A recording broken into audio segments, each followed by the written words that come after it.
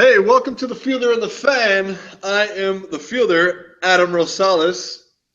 And I am the fan, Noah Watkins. Welcome, welcome, welcome. Adam, how are ya? Doing great, doing great. It's All-Star break. Enjoying some. Relaxing time. Yeah, get a little break and get to enjoy some time with the family. A little time away from baseball. That's pretty exciting. It's pretty cool that the All-Star game is actually in San Diego.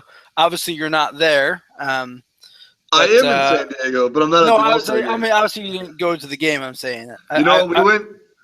We went out to eat with my buddy Mike Demetrol from Western Michigan and his dad and his brother. And we walked out of the restaurant. They were actually going. They flew in just to go to the All-Star game, to Home Run Derby yesterday. And we walked out of the restaurant, and Callie, my wife's like, "Oh man, we should really go to the Home Run Derby at least." So we should have went, but since I've never been around an All-Star game before, but maybe next year I'll make the All-Star team. Yeah, that's a good goal. I like that. So first off, Home Run Derby. Last night's Home Run Derby, kind of amazing performance there. Yeah, I mean 61, right? 61 homers from Stanton. Yeah, that's pretty impressive. I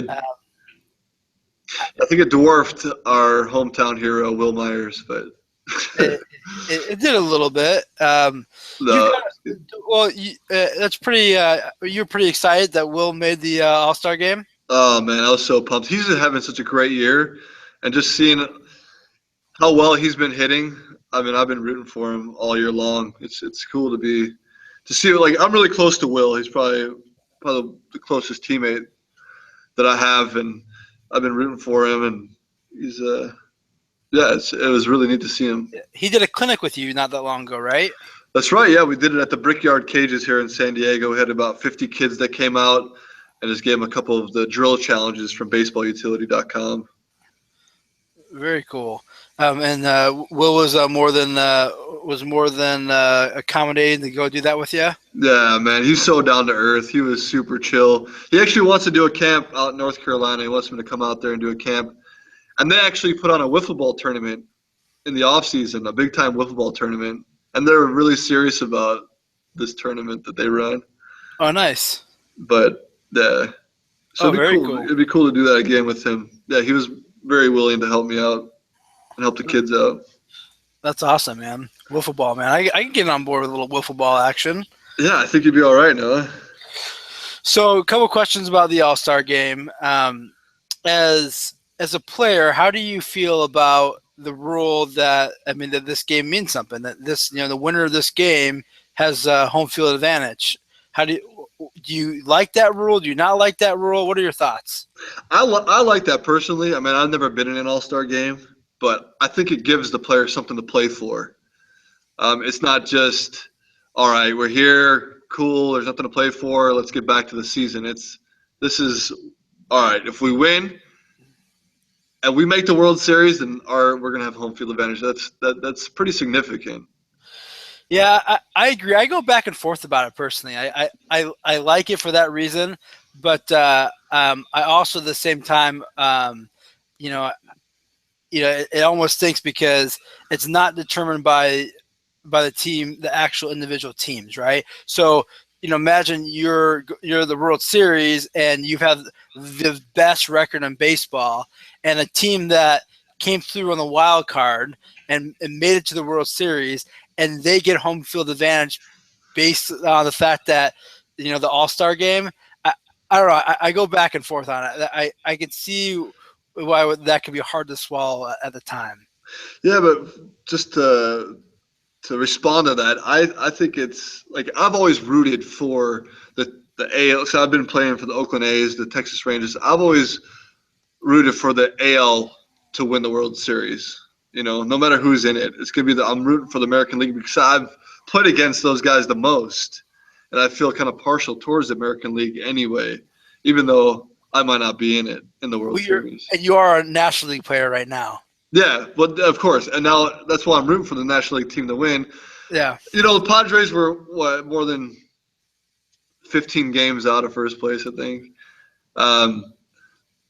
But I will still root for probably if the Dodgers go to the World Series. Those are the guys we played against the most. I'm familiar with, Kershaw, facing him. I'm almost kind of rooting for the National League team to win. It might sound strange to No, it makes sense. the fans, No. but Hey, I always was that way. I mean, not that I'm a professional athlete or anything like that, but I always felt that way about like my sports teams. Like I always feel about that. Like my college football team, when my college football team isn't doing well, like right. I root for the team in the conference. I know a lot of people That's are the right. opposite that way, right? Like, Yeah, like, that's right. so I always, my team was in the same conference as Boise State, so I would always root for Boise State. After my team wasn't good, so I understand that. The one I have heard a couple, different alternatives where you can, and the only one I've heard that I actually kind of like, and you probably would like this too as a player, a way to actually keep it still so that it was still competitive, because that's the argument. It's like, hey, it for a while there it was a really expedition game and just didn't mean anything, and the players didn't take it necessarily seriously. So you get a big time sponsor. They get the sponsor the whole game, and the winning team, every player on the winning team gets $1 million. Well, I mean, hey, or 500,000 to $1 million So bonus. for the winner. You say put some money on it. Yeah, so the loser team gets nothing, but the winning team, every player gets $500,000 to $1 million. Give them some kind of incentive. That'd be something to play for. Because I'm sorry, even if you're making $15 million a year, $500,000 to $1 million, that's still something to play for. Yeah, I think I guess they go into whoever gets into the home run derby, they get $25,000 just for being in the home run derby. Really, I didn't know that. Yeah, I mean that's what I was locker mates with Will in Arizona when he was selected for the All-Star game, or for the home run derby actually, last Saturday I think. Yeah. And I was just right there, and we were talking about it, and yeah, I didn't know that either. So that's an incentive in itself. But yeah, but for the team bonus, I can see where you're coming from. But I think $500,000 is way too much for every player to win. You would think that unless you were playing in the All-Star game and you had a chance to get $500,000. Hey, I'm just saying, if it happens and you're an All-Star game, if you don't like it, I'll take the money. Okay? If you think it's too much, I'll help you out. That's the kind of cousin I am. All right. Well, that's a great cousin, man. How about? Hey, I mean, I'm always there for you. I'm always there for you. So. Speaking of cousins, we just recently got to see each other. I drove out to Cincinnati, and that was awesome. I brought the whole family, and some wins with you too. I did, yeah. You guys did well when we were there, and you personally did well. Actually, I have to reveal the secret. So on the way down there, we were driving, and I was driving from Chicago to Cincinnati, and there is this dairy, this famous dairy, and I just forgot the name of it. Oh my gosh. Anyways, Fair Oaks. I should remember that. Fair Oaks. Anyways, so I stopped, and I've been there. So when Adam played for Cincinnati before, I've done this drive a few times, and so I knew about this place, and they had like the best chocolate milk I've ever had. It is so good. I love it. It's like, I describe it as being like a really rich chocolate ice cream melted down, and you're just drinking like liquid chocolate ice cream. Some people might think that's disgusting, Noah. Then those people are idiots. Easy. Fantastic. It kind of reminded me of eggnog. Sure. And I love eggnog. Like, it's got thick. that eggnog consistency to it. It's thick. So anyways, make a long story short, I got a half gallon of this. We had a cooler and we brought it with us. And so when we got there that morning, Adam was getting ready to go to the game, and I was like, Adam, you got to try this chocolate milk. I said, if you drink this chocolate milk, or first I said it to him, and he was like, I don't know. I'm like, Adam, if you drink this chocolate milk, you will for sure hit a home run tonight. And he was like, all right, give me that chocolate milk. So he drinks like a small little cup of it, and then we're at the game, and I'm watching, and all of a sudden Adam hits one out. And I was like, hey, chocolate milk, baby, chocolate milk.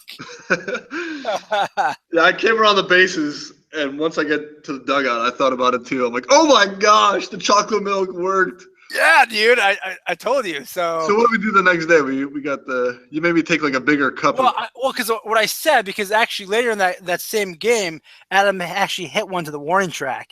And so I said to my wife, I said, if he just take it more than just a little bit more, more than just a few sips, he's just drinking a little more chocolate milk, that second one would have gone out as well. And then, but it didn't have the same magic the second day, unfortunately.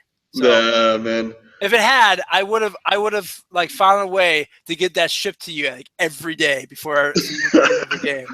Yeah, we would have had to. I mean, that would have been number one. That would have been my favorite superstition of all time if it worked for at least 25 games straight or something. Like if it worked, it wouldn't have been a superstition. It would have been the reason. Some guys, have performance enhancing drugs that are illegal. This was a legal performance enhancing drug. Okay, the kind that we're talking about. It's all natural chocolate milk. All natural. That was fun though, man. That's a good memory. And it was a great weekend to go out to the. I mean, I was happy to see you, Adam, and it was a lot of fun. We had a great time. But it was really awesome weekend to go to Cincinnati because they were actually the two nights we were there. The first night they honored the Big Red Machine, the 76 team, right? Yeah. And so you had guys like Johnny Bench and Ken Griffey Sr. And of course Pete Rose. Yeah. Johnny Bench, Tony Perez. Yep. Those are the same guys I just mentioned. You didn't add anything to that conversation. George Foster. There we go. You said Ken Griffey. You didn't say I said Ken Griffey. I said Johnny Bench. And my bad. I said Tony Perez. I think I said Perez as well. Oh, my bad. I should listen to you. It is your bad. But yeah, I mean, obviously, so they kind of honored that whole team and they, show highlights. And obviously, I mean, that was before I was born, and Adam as well. But I've grown up my whole life hearing about the Big Red Machine. And Adam, you actually you came up through Cincinnati, so you've had a chance to actually meet a lot of those guys over the years, right? Yeah, I have. I mean, it's really neat. I mean, it makes you appreciate baseball more. Being around those guys. Before I never heard of George Foster or even Tony Perez, to be honest with you, but you're around the organization, and they have such pride. And you heard that when Pete Rose was speaking. Yeah, and we'll talk about Pete Rose in a second here. But yeah, I mean, it was just awesome to be around these guys and that tradition that they hold on. I mean, 76, that's 50 years ago, right? Yeah. Yeah, I mean, like, then it's still alive in them today, and it did something for me when I played for the Reds, and it gave me goosebumps when I went back and I heard them speak, and it was just really neat, really cool experience to be part of. Yeah, that's awesome. So, do you have any stories about any of the individuals that we were talking about? Have you met all those guys? Yeah, met every single one of those guys that we mentioned. Johnny Bench, I remember he came and spoke to us. It was during what was it? It was what do they call it when we go back after the season's over? It's like extended spring training. Gosh, I forgot what that's called. Expedition? No, not an exhibition. It's goodness, I'll remember it. Yeah, no one cares. Move on. It's like postseason. Gosh, these guys that I play with are going to be so upset that I forgot this. But yeah, so he's there talking to us. Johnny Bench is there, just basically telling us, giving us some kind of motivation. Just very wise individual, the way he spoke. And he said the most important thing about baseball is securing the baseball and catching the baseball. I mean, he was a catcher. It's easy for him to say it, but he's talking about everything. To be held accountable, to know that a manager can trust you, that your teammates can trust you because you can catch the ball. as fundamental as that sounds, that's the message he gave us, and that stuck with me. And it's kind of going back to what Mark Ellis told me in Oakland. I asked him how he played 10 years in the big leagues, and he held his glove in his hand. He said, "This is what kept me in the big leagues, is his glove." So how important those, Johnny Bench and even Mark Ellis to me, to just catch the baseball is so important. No, that's awesome. And how about Joe Morgan? You ever meet that guy? I have. He obviously he does commentating for Baseball Tonight or whatever. I'm not sure who, ESPN maybe now, but yeah, I see him a couple times. And a lot of times, last time I saw him was in Oakland, and him and Chili Davis were talking. Chili Davis was my hitting coach in 2012 or 13, and them two were talking about hitting a little bit, and it was just kind of fun to listen to them talk and share stories about how successful they both were. It's like they like talking about themselves and how great they're. Because I would too, man. How great of hitters they were, but absolutely. Why not? Yeah.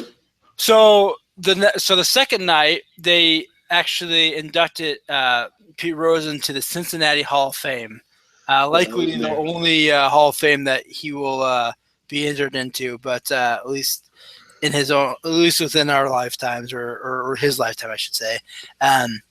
But it was really neat. I mean, it was awesome. One of the things I really enjoyed. So he gave this induction speech, and he talked about how much it really meant to him, and and the Cincinnati Hall of Fame.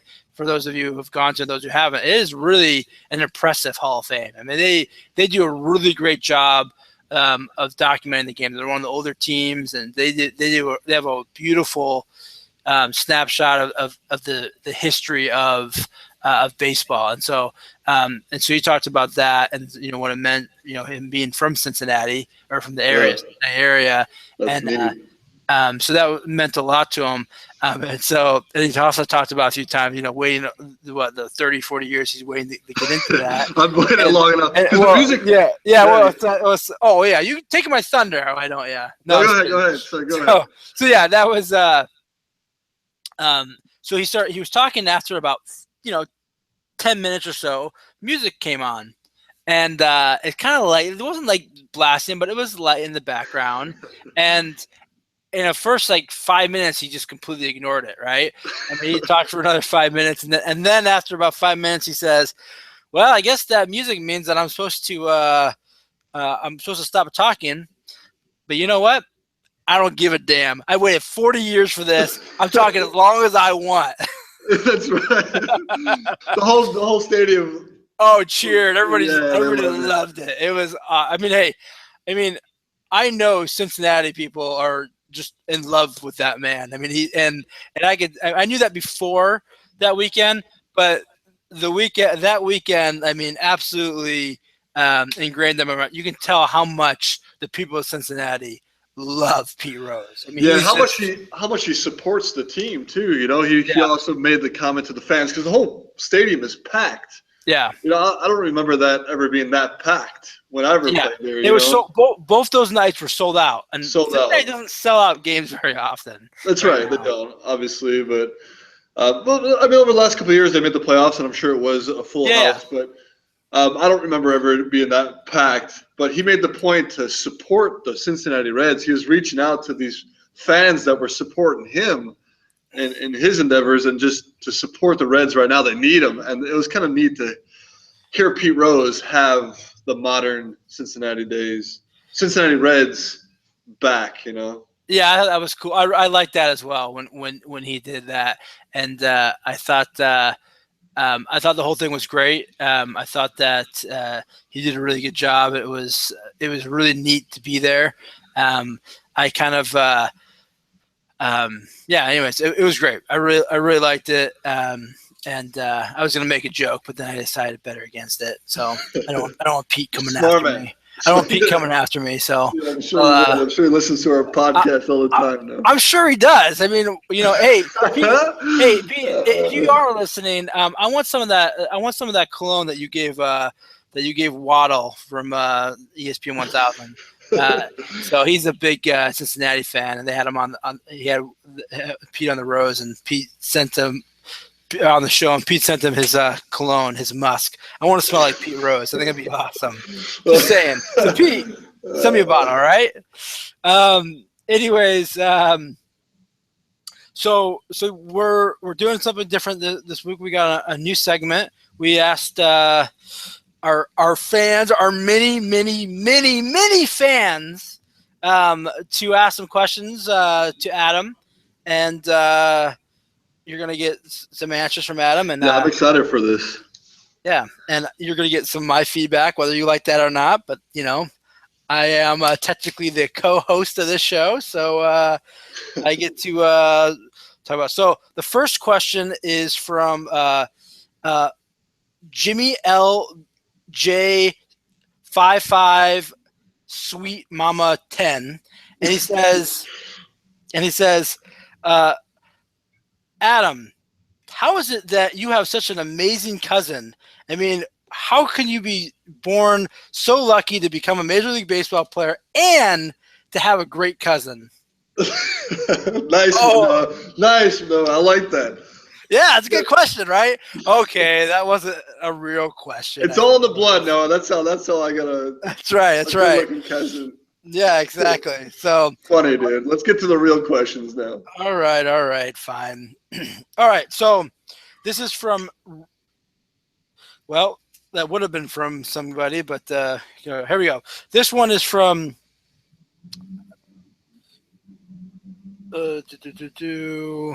Well, this is going really swell so far. That's right. You can edit it, bro.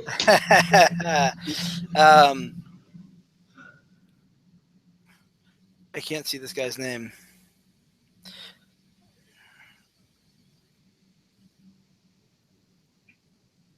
Oh, okay.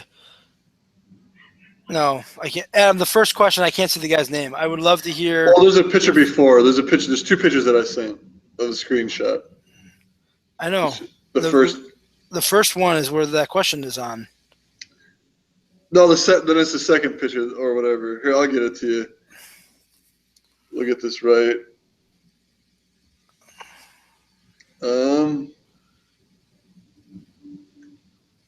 Yeah, I don't have that picture. I have just the top.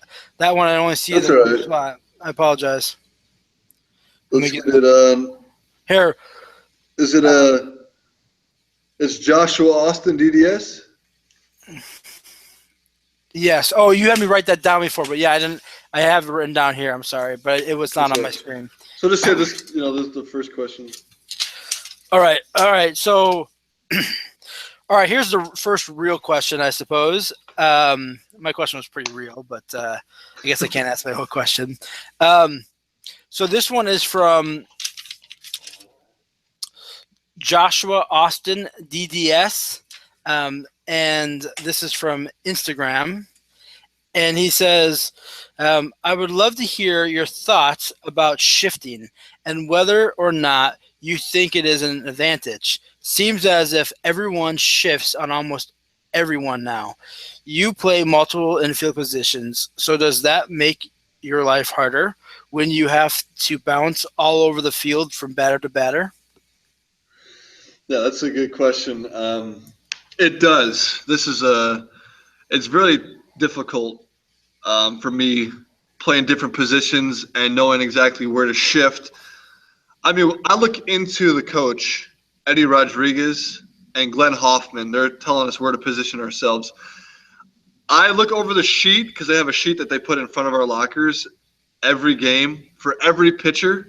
So say Andrew Cashner's pitching for us, for the Padres. He's a right-handed pitcher.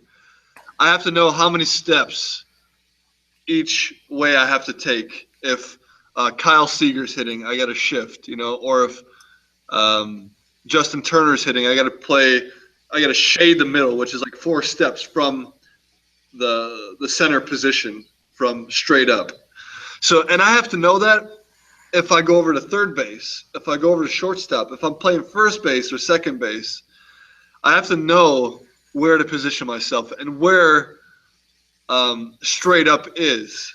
So every field, I talk to Eddie Rodriguez and we determine what straight up is. And from that marker, we have to shift on every player, depending on every pitcher and every position that I play. So yes, it is very difficult. And it wasn't – we used to do that. We started doing that with the Oakland A's when I first got there.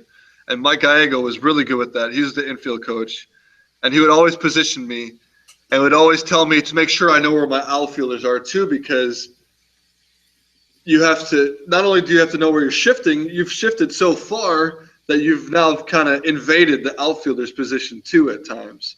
So there's a lot going on. So that's a great question from Joshua Austin DDS on Instagram. Yeah, I also wonder. I mean, so do you think that it really? I mean, do you think it really works? Because I mean, it's never been so prevalent in baseball as it is now. I mean, do you really think that? I mean, that it really is that much of an advantage when everybody's doing it all the time?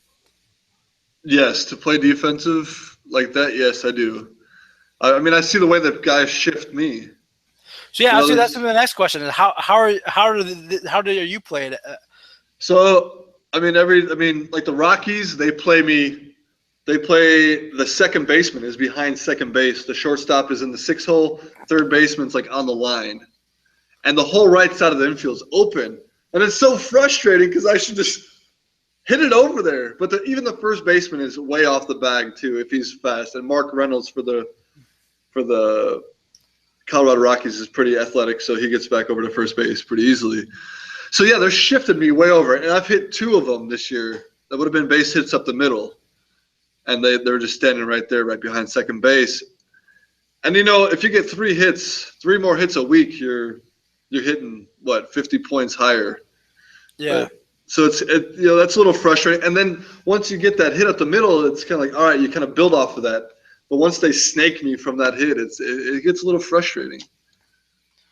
So I mean, do you like the shifts or do you not like the shifts? You get both sides of it. I get both sides of it. I mean, for me personally, I know defense and pitching wins championships. I mean, I've been a part of organizations that's been successful doing that. And yes, I'm always in favor of the shift and positioning yourself in the probable position. All right. Well, great. That was a good question. So the next few questions are from Facebook. We got Rich Timms, and he says, as a player, do you feel the lack of salary caps in baseball puts smaller market teams at a disadvantage? How would you change that to make it more fair? Yeah. Well, first of all, I got to give a shout out to Rich Timms. Rich was he laid our carpet in the house that we rent out in Hudson, Ohio. He actually laid the carpet down for us, and he did a great job. So I got to give him a little shout out. But talk about the salary caps and if it's fair or not. I would have to say that for me, I played for the Oakland A's, right? And it was such a small market. We didn't probably the lowest paid, right? Lowest payroll, Noah? I'm not sure. Right now, they're 27th right now. They're usually, so low, way down they there. Usually hover. They're never higher than 27 or 26, so they're always pretty low. Yeah, they're way down there, and I was part of that. And there's I was kind of skeptical going into the Oakland A's knowing that, all right, we're not, what are these guys going to be like? But these guys are grinders, like Billy Beane, Dave Forrest. They know how to recruit guys or sign guys to really grind out and compete. It's like they recruit, well, I keep saying recruiting. They sign guys that are hungry. They're young and they're hungry to win and to make a mark in baseball. And that's what I noticed in the Oakland A's organization, at least. And I think that has a lot to do with, team chemistry. I want to bring up team chemistry because when you have guys like that, if you have 25 guys that are that hungry to win and to make a mark and to make a name in baseball, I don't think money matters. How much you pay a player, that's invaluable to me. It's priceless to have that. But obviously there's guys that are just talented, right, that you're paying for, like a Jeter or a Bryce Harper or big-time guys like Scherzer. That those guys are just talented. They've proven themselves, and they're going to win you championships. But I don't know. I like the way that it is. So that's I think it's fair. Yeah, I think so too. If you look at last year, I mean, the Royals are by no means a large market team. And obviously they won it. They went to the World Series 2 years in a row. And last year they were payroll wise, they were right in the middle of the pack. They were 16th on the list, and so, and then this list is actually pretty surprising. So I'm looking at this year's list, right?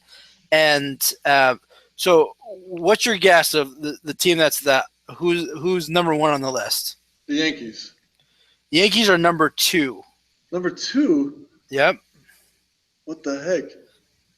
And apparently this team has actually been – so the Yankees were number 1, but the last 3 years in a row, this team has been number 1. And this is like the opening day roster, right? And so it's not the Nationals, is it? It's not the Nationals. Nationals are 6th on this list. It is the Dodgers. I should have guessed. We just played them. Yeah. Want to take a guess at what their opening day salary, their combined salary was? You know what? I wouldn't even know where to guess because I really don't know an average. So I'm gonna say $700 million. No, that's way too much. That's 500 million. That's way too much. 500 million is still way too much? Yeah, that's way too much. 223. I think the most giving guys too much. The most I've seen in at least recent years was the highest one I've seen is a couple of years ago they had a 272 team. Last year they had their opening day payroll was 272.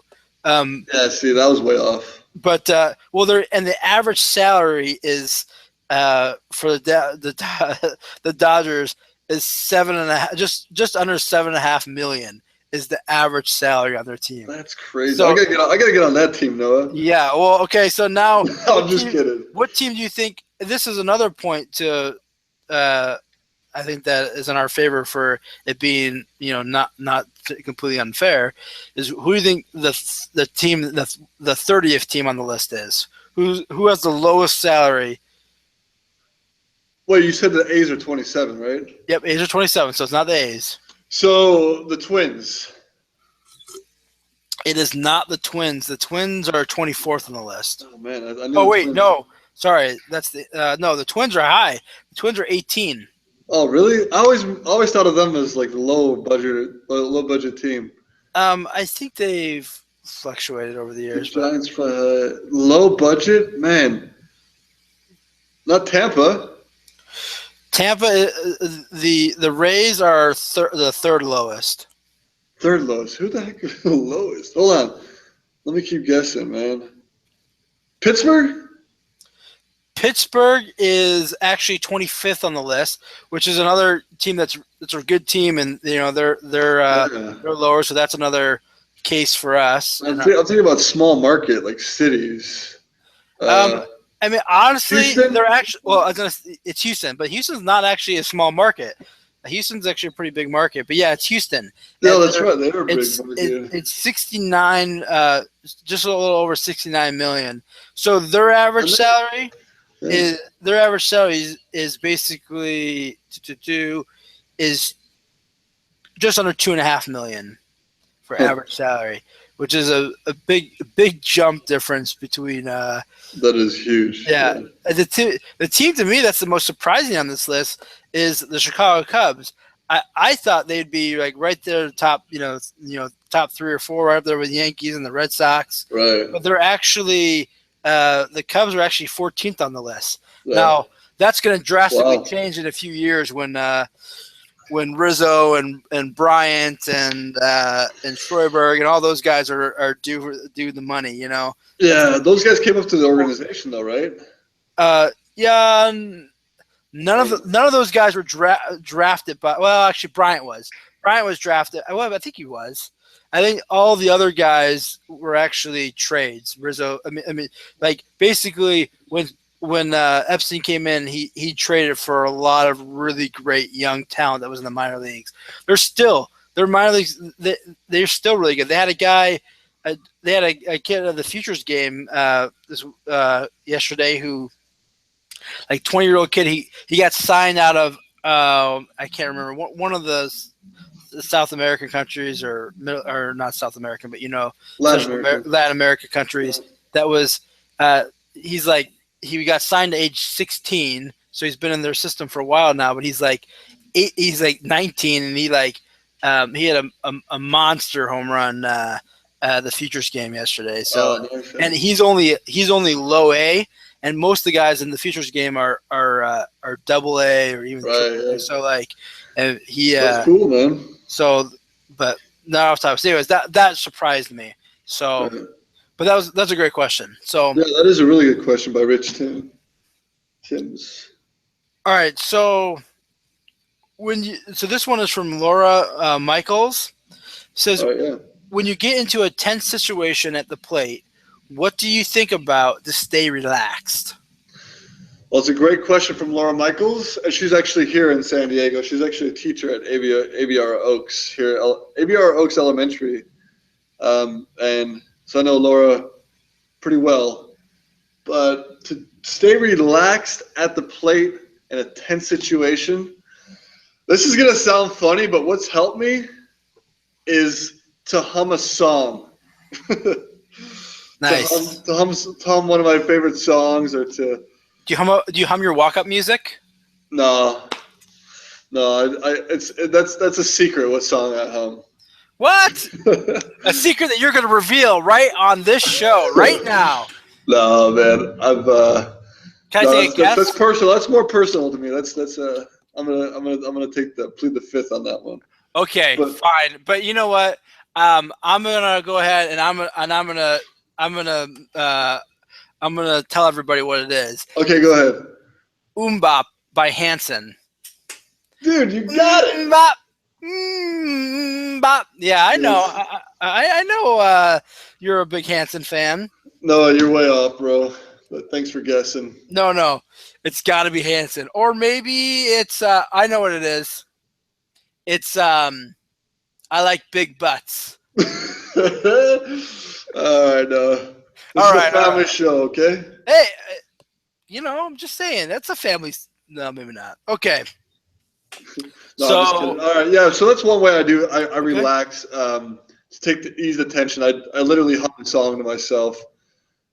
In stepping into the dish and digging in, but before that you have to be prepared. You have to be prepared for that tension before it even happens. You kind of have to, and that's why I've done a good job visualizing. This year I haven't done as, I admit it. I haven't done as good a job.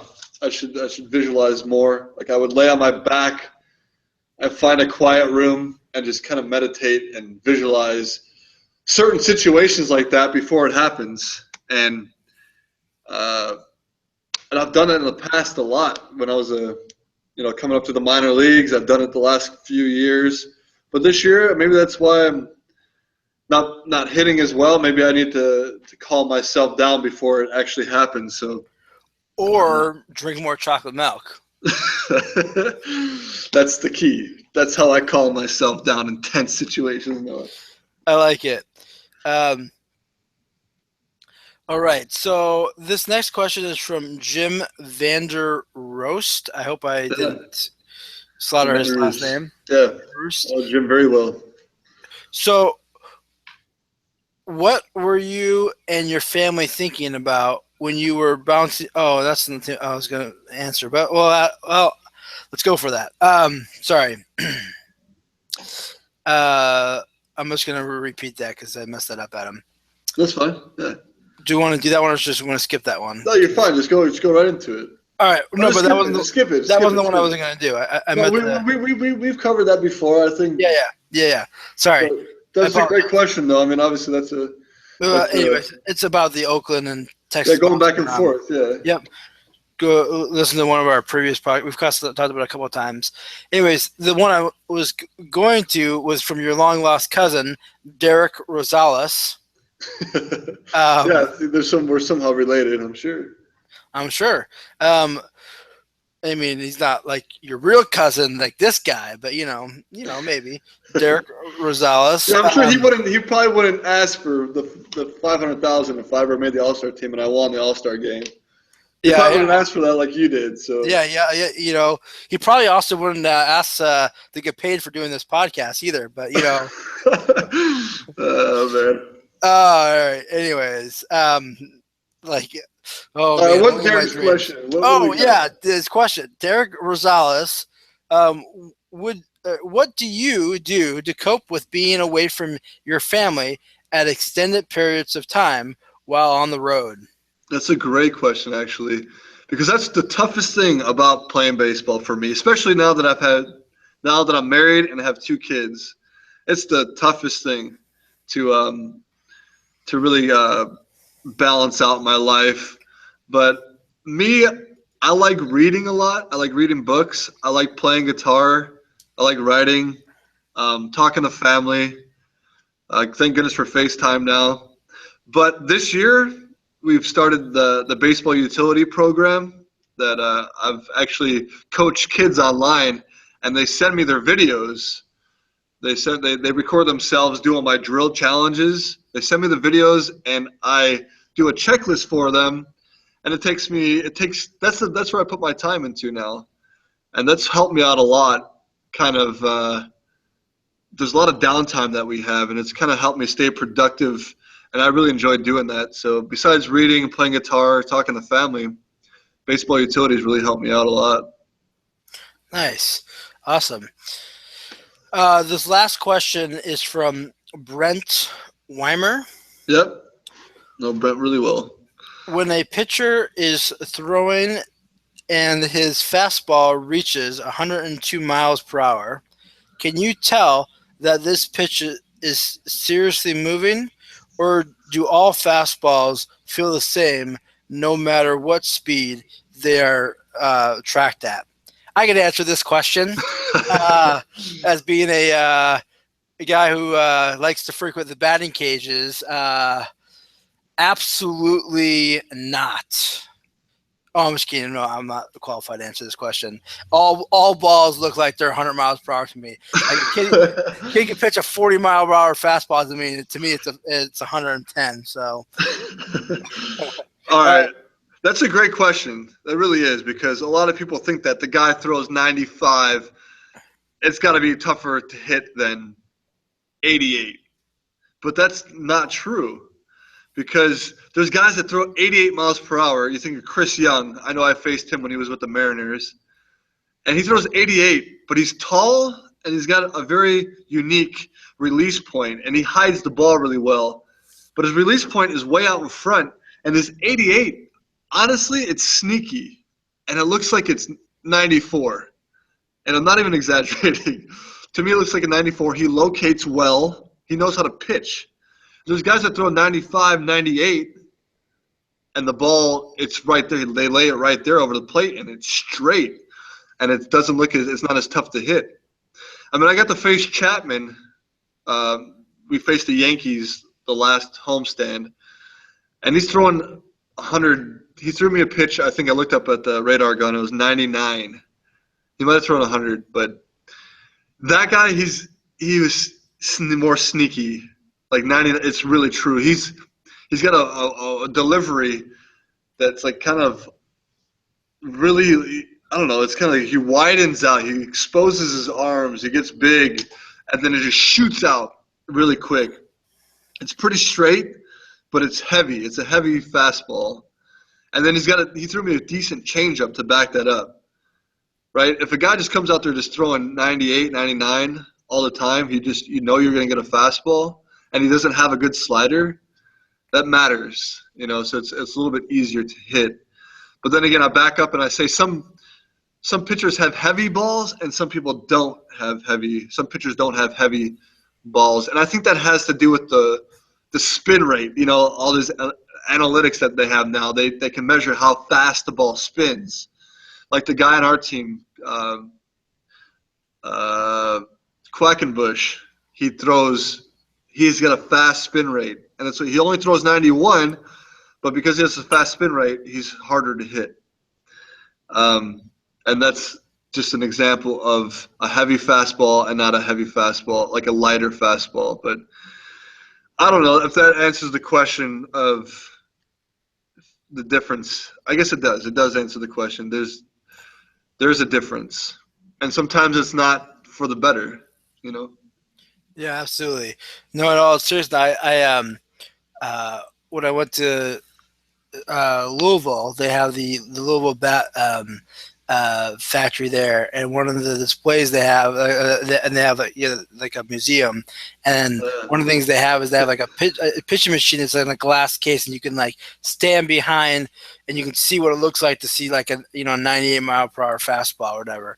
And I'm sitting there looking at this thing, going like, holy smokes, how the heck is it possible to react to that? Because it comes out of that thing, and they show like a hand, and it comes out, and it's like, and it's already like, it's already there. I mean, like you stand on the other side, and you kind of look at it, it goes right by you, and you're like, I mean, so I mean, you know what? it's amazing.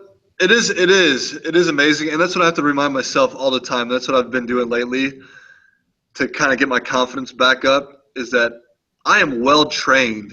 I've been doing this for a long time. I know how to recognize these things. I just have these pitches. I just have to trust it, right?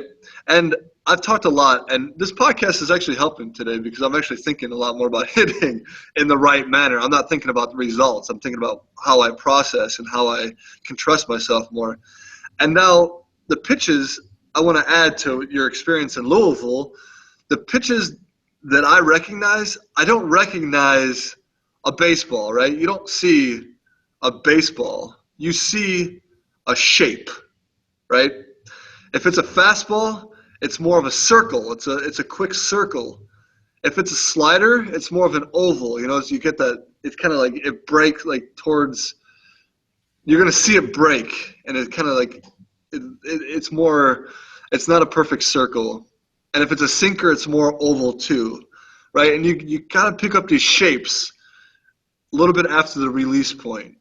You know, it's not just a baseball. So I don't know. It's kind of very in-depth approach to hitting and to seeing a baseball. But you talk about your experience at Louisville, that kind of triggered my thoughts a little bit. Yeah, no, that's cool. That's like I said, I remember thinking how it really made me realize how impressive it was that you were able to do that, right? Like they say that hitting, 98-mile-per-hour fastball is one of the toughest things in any sport. You know, they say that. It's funny. It used to be 90 miles per hour. It's toughest to hit the 90 mile per hour. Now it's 98. Yeah. Well, that's what guys are. The game's changing. Yeah, that's what guys are. 98. Well, what is Cueto clocks at like 102, right? No, not Cueto. Chapman, sorry. See, and Cueto's another great example. You know, he throws, tops out. He can probably get it up to 96 if he wanted to, but he stays at 92. And all of it, he relies a lot on his off speed. He relies a lot on his delivery. You know, he messes timing up. But, yeah, Chapman, he gets it up to 102, 103 maybe. He might have – maybe even more. But, yeah, I've seen him hit 103 before. Nice. Well, Adam, I think it's time for your Major League pro tip. Yeah. Yeah, today we'll talk a little bit about what I've been talking to my hitting coach in San Diego, Alan Zinter, about, and it's about rhythm and timing. And I've noticed, because I haven't been starting a lot, I've been coming off the bench more lately, and I've noticed that my rhythm and timing's been off. And Alan Zinter asked, what are you focusing on each pitcher? And I've been telling him I kind of pick out a point in his windup to actually trigger my swing, to tell myself I'm going to start right now. I'm starting now. I'm starting my load right now. And that's all I really think. But Z, we call him Z, Alan Zinter, says, why not try this? Try when the pitcher shows his butt or his bottom to you, that's when you start, right? That's when you tell yourself you start. So you start on every pitcher the same, whether they have a slide step or whether they have a long windup. You start on every pitcher when they show their bottom to you, their butt to you. You have to start your load there. Right? And that's so fundamental, but I forget that. But show your bottom. Know that you're starting. That's when you start. And the most important thing from this now is that when they start, you start your load, you have to attack the pitcher. You have to move without drifting into it. You have to have a positive movement towards the ball. And I think a lot of times I've been late. I've been starting a little bit too late, and the ball gets on me, and I can't make that positive move with my lower half, with my hips, whatever, moving, gaining a little bit of ground towards the ball, transferring my weight into the ball. And now with the rhythm and timing, I'm going to try that. I'm going to go, even though it's All-Star break, tomorrow I'm going to go into the Brickyard Cage here in San Diego and work on that and and work on that rhythm and timing. That somebody will throw me BP, and once they kind of show their butt to me, I'm going to show mine to them. You know, I'm going to start my load, and I'm going to make sure that I cover that little ground forward. I'm going to attack the pitch, but keep my hands back. So that's what I have. That's what I have today. And if I don't know, if anybody ever has any more questions, you can always email me at adam@baseballutility.com. I'm always happy to talk about hitting. It helps me. So that's my pro tip of the day is the rhythm and timing. Awesome. Well, great, Adam. Well, as always, it's been a lot of fun, and I look forward to doing this again. I look forward to also watching you in the second half of the baseball season. I know that there's going to be lots of fun things to watch, and I'm looking forward to some more milk-induced home runs. And yeah, don't be afraid to send me a bottle of that Fair Oaks. Yeah, I think I'll have to see. I mean, it's about an hour and a half from my house. Maybe they sell it on Amazon. You think? I don't know. Maybe a little dry ice. I have seen it. I did see it at a grocery store by my house one time. So I'll have to see if it's still there. Maybe. Right. So I don't know, man. Look forward to it, man. If I get a special delivery at Petco at our home clubhouse, I'll be excited to get. But I'm just gonna send it regular mail and just see what happens. No ice. I'm gonna do it ground shipping, so it'll take like a week to get there. It's gonna be chocolate cheese. It won't be chocolate milk anymore. Yeah, that's gonna be something special. Yes, yeah. All right, man. Well, thanks a lot, Noah. It's always awesome to talk with you. You too. All right. Well, I guess we're out. All right, cool. We are out.